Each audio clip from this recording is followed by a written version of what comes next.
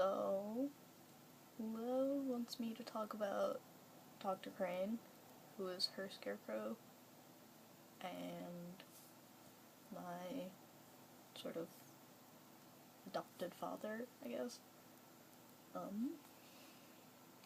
So I've known him for about 2 years, I think, 2 or 3 years. We met, I think it was right after Selena beat the crap out of him for, like, coming out or something. Because it was right after someone beat the crap out of him. And he was, like, you know, covered in cuts and stuff, and I was like, you should probably fix this. And he was like, oh, this is fine, I'll do it myself. And I was like, yeah, I think you need a little help. I'm gonna help you. So he was like, yeah, okay, whatever. So I helped him, like, get patched up and stuff, and we had bonding time. And he gave me the Mistress of Fear dress, which was really cool, because that's a really cool looking dress. So there's that. And then ever since then, I just sort of, like, latched onto him. And then he sort of latched onto me. Well, he didn't really latch onto me. I latched onto him, and then he was just like, okay, you're mine now. Okay. Okay. So there's that. We have sort of a, like, weird, not, semi-normal father-daughter relationship. Because, like, he grounds me sometimes, and he'll, you know, he does regular dad stuff, but at the same time, he's a psychotic mass murderer, so it's a little exaggerated. He's tried to kill me, I think, 3 times.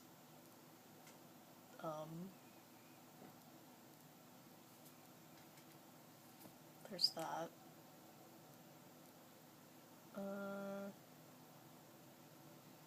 Yeah, it's like,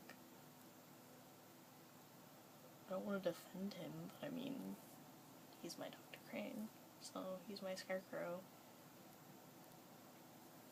So yeah, there is an abusive aspect to the relationship. But at the same time, I was sort of expecting that, because, as I said, he's a psychotic mass murderer, so yeah, like, I would have been surprised if he was all fluffy cuddly. I mean, I wouldn't mind if he was fluffy cuddly. That's kind of a thing. Because he's not very, like, physically affectionate. Which, I mean, is fine, because I don't want to make him uncomfortable, but at the same time, I'm very cuddly, because I'm not, like, whenever I try to tell people verbally, like, oh, I care about you, and I love you, and I appreciate having you in my life, whenever I try to do that, it just kind of sounds dumb and cheesy, so I try to avoid it, and instead I'll, like, just sort of cozy up to them, and hope that they understand what I'm saying. So that's sort of like a bone of contention, I guess. But, you know, like I said, it doesn't really bother me that much.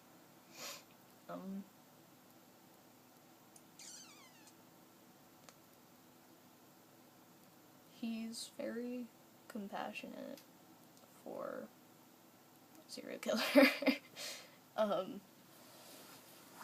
Like, to sort of balance out the darker part, I guess. I don't know. He's a very nice, invested father, and he wants what he thinks is best for me, which is nice. But he also tries to, like, stay out of my business in a way. Because, like, as much as he wants to be a father, he's also kind of terrified of it, because he thinks he's gonna screw up horribly and end up like his grandma, which is totally understandable. So, but yeah, like, I really appreciate that he's doing what he can, and that's cool. Because my relationship with my actual father isn't the best. Like, he's not abusive or anything, and it's not... We just don't really get along, and we butt heads a lot. So there's a lot of, like, negative, bad juju between us.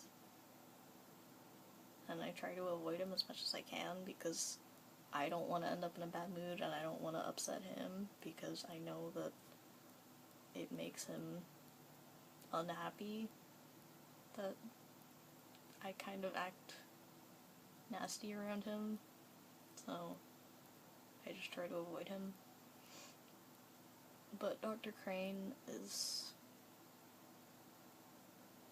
like, he's just sort of gives me the impression that he'll sort of, like, he'll be there for me whatever happens, even though he has threatened to disown me. I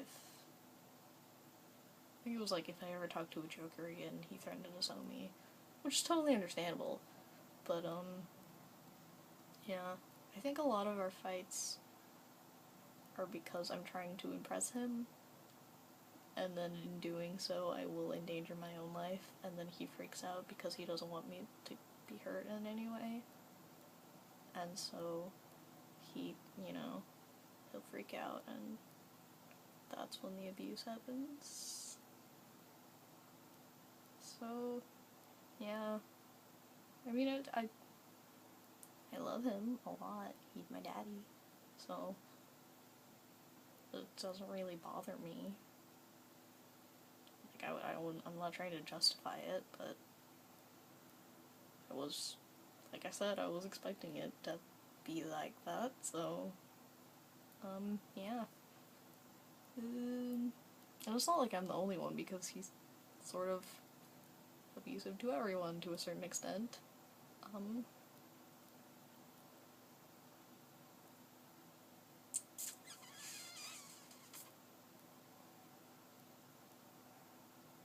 I think a lot of... He makes me feel very safe, and that's cool, because with my actual father, a lot of the time he'll just kind of overrule what I say, because he's my dad, and he's the parent, and what he knows best, stuff like that. Which I understand, because, like, I understand where he's coming from, and I don't really resent that at all, but he's not really doing a good job. I don't know. Like, it just doesn't really work for me, because I'm a really screwed up person, kind of. So, yeah. So there's, yeah, that, and sometimes it just kind of makes me uncomfortable and, like, really insecure. And then, but with Dr. Crane, I just, like, I don't think I've ever actually legitimately felt really unsafe around him for any long amount of time.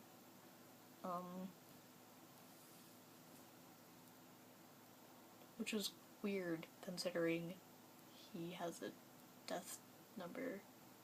He has a kill count in the hundreds. He's a crazy, sadistic mass murderer with a strangling kink, who likes to poison people with hallucinogens. But, you know, on that note, he's very, like, almost careful with me, because there are a number of times that I've come to him, like, crying or freaked out, or, you know, in the midst of a panic attack, and I have anxiety, so, like, just being around him, and generally you'd kind of expect him to pounce on, you know, and sort of, like, take advantage of that, but he doesn't, and he actually, like, he wants me to feel safe and wanted, and I do. I feel very safe and secure and loved around him, so, yeah.